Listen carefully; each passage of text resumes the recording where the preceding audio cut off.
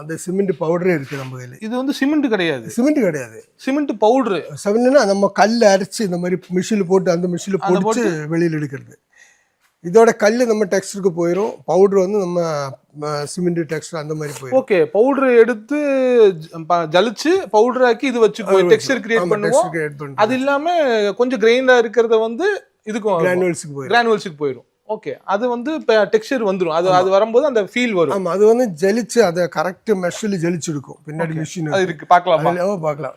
இது என்ன, இது வந்து காங்கிரீட், இது காங்கிரீட் சிமெண்ட் ஃபினிஷ் எல்லாம் பண்றது யூஸ் பண்றது. எல்லாரும் பாத்துருக்கல, எல்லாரும் வந்து ஒயிட் பேஸ்ல வந்து ஸ்டெயின் ஊத்தி இலக்கி இது கலரும் போட்டுட்டு இருக்கு. அந்த மாதிரி கிடையாது. இப்போ எல்லாம் காமிச்சாரு, எல்லாமே நேச்சுரல் பவுடர் தான், எல்லாம் நேச்சுரல் தான். இது வந்து என்னமோ கொண்டு, இது மஞ்சள் மண்ணு அரைச்சது, மஞ்சள் மண்ணு. ஆமா, நான் என்னமோ இன்னைக்கு பவுடர் தான் 1/4 கிலோ எடுத்துட்டு மூஞ்சில போடுற பவுடர் மண்ணு அது.